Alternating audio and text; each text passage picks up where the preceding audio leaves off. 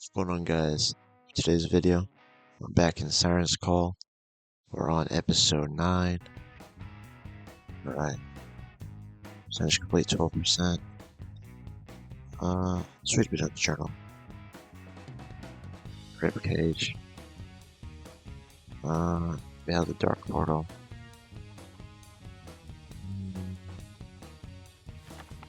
Yeah, there's some creepy stuff here. Pandora, vein light in hell. So, like, yeah, I think it's like talking about like the Siren world that they went to, apparently. Ice Ash Citadel.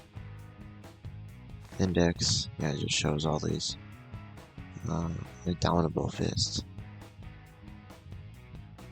Yeah, weapon for use against sirens. No. I mean, it's a lot of lore, but I'm not sure if it's actually like important to read all of it.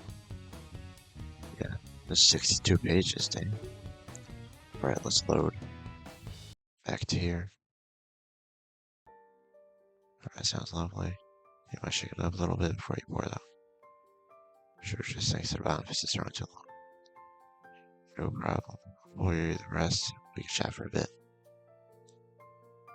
Judith, unsurprisingly, is as agreeable as ever. The way she waits on me makes me hate myself a little, but not enough to deny her kindness. Despite the pleasantries, or perhaps because of them, a sticky sweet guilt begins to bloom in the pit of my stomach.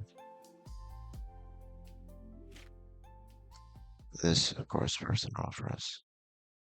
Judith places a rather large cup of sweet tea on the coffee table and sits right next to me. Opens a can of flavorless seltzer. Drinks a sizable amount, but returning her attention my way. So where is Violet? I was expecting you two to be inseparable for most of the day. One is on her, depending on the beach or something.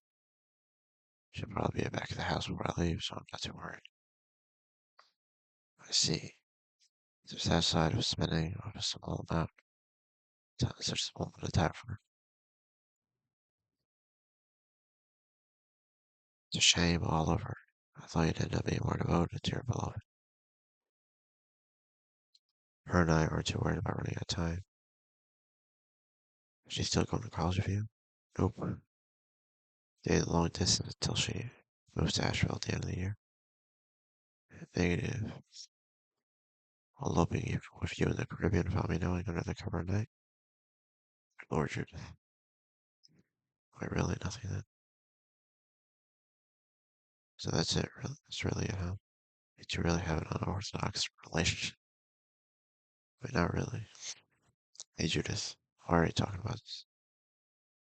I know you're still kind of mad at her, but why is it without the first thing you want to talk about? Right now, should we be talking about pretty much anything else? Oh, you see, that's the fascinating part. You're so much worried about our time together being valuable, even though Violet and I have same pull of hours to pull from. It's so strange for me not to focus on. I don't understand. Why you're making me such a priority right now? For these people, they are so sad. What are you talking about? Of course you'd be such a priority. You've been our best friends since I was like 7. Dang. Not gonna see you for a while. There's no way it would be a priority. Judith puts down her beverage and moves a bit closer to me.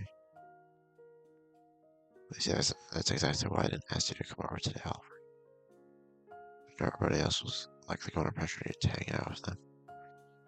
But in reality, all you wanted to do was spend as much time with your lover as humanly possible. So let's be like kindness. My final gift to you as your friend was going to be me letting you be for the day. It makes sense after all, but things end this way. I should be the center of your world, object of your affection. I didn't want to be selfish, so I decided not to make myself a priority. After all, I was the only one who ended up winning your love. Is this what you think it is? What I think it is? Oh no. When you showed up at my door today, Judith wraps her arm around mine and pulls herself closer to me. Then They really do care about me an awful lot. They always have gone way. Dude, this guy's getting scared. It's only now after being prioritized so highly. It's only just now that I begin to think. She pulls it even tighter and turns her face, so it's only inches away from mine. Maybe you view me as more than just a friend. What the hell? Holy.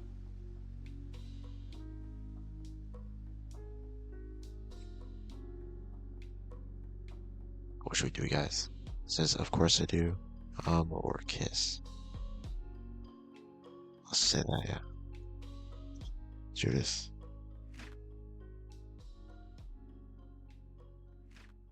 I don't know what you even saying. It isn't making any sense. Judith lets go of my arm and stares at me. All over. That's a pretty wrong thing to say.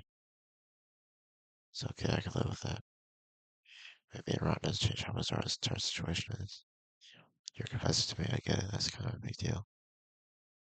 I honor for Judith, the woman is so dead set on doing the sweetest possible thing in any given situation.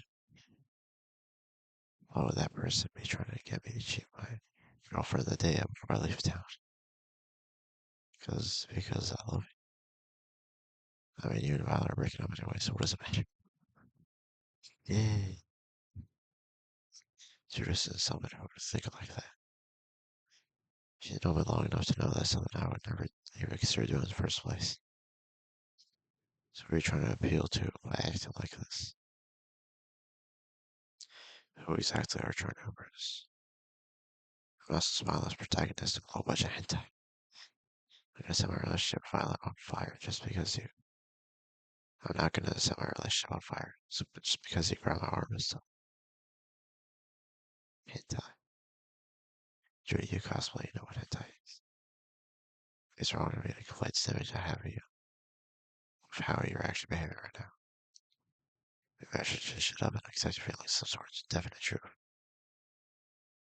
Everything about this just seems really, really out of character.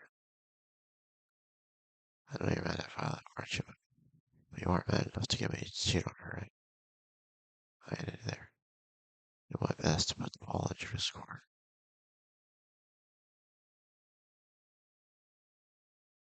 Judith doesn't say anything. There's no way you're that bitter.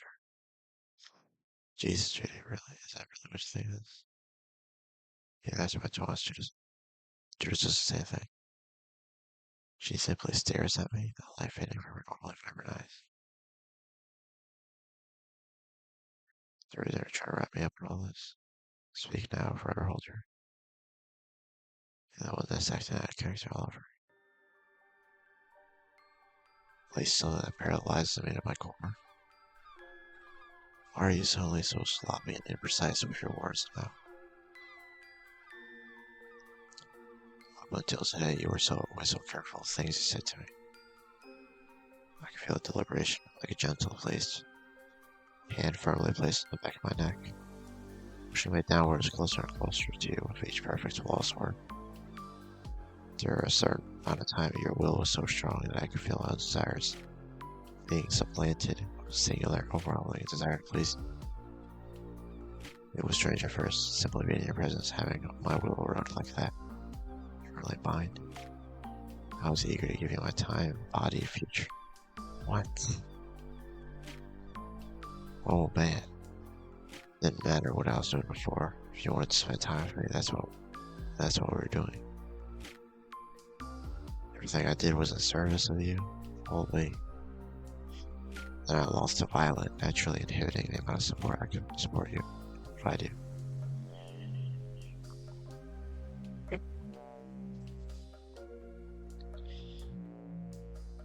After all, Violet's the one you wanted to do. What? You lashed in the end and never even had the chance. Holy.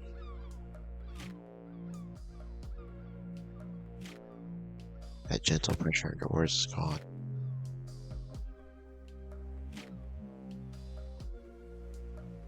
You're acting out of character too, so I changed things a bit, don't you think?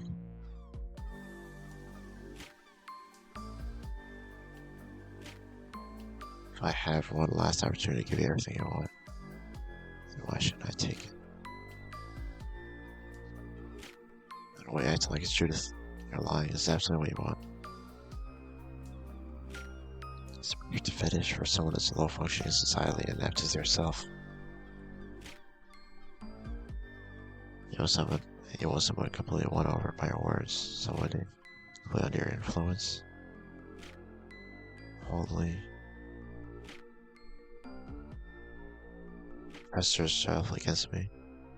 She moves her perfect lips to my ear, breath into my naked brain like a blood of storm. Just tell me what else you want, and then we can get started.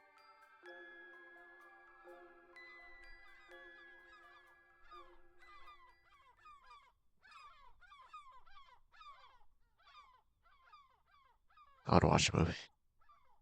Your choice. Just please get me off. Let me get off me.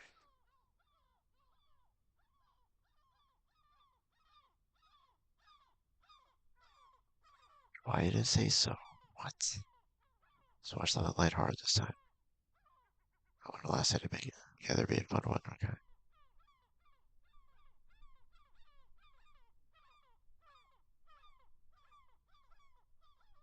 Just like that, she's completely back to normal. She gets up to find the movie. I try to drown the weight in my stomach. Mouthful of sweat and sweet tea. But all this does is turn the brick of lead in my gut into a cube of grainy, disgusting sugar. Age 27.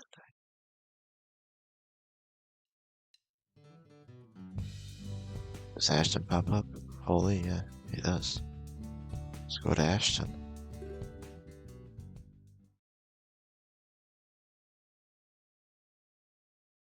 I'm guessing he's gonna be the same thing as first time.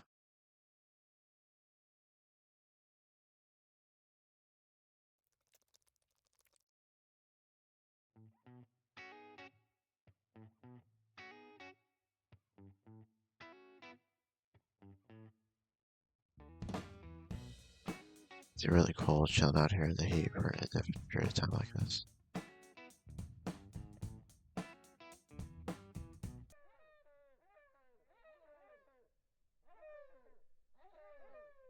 I'm the leader of the Midnight Guard.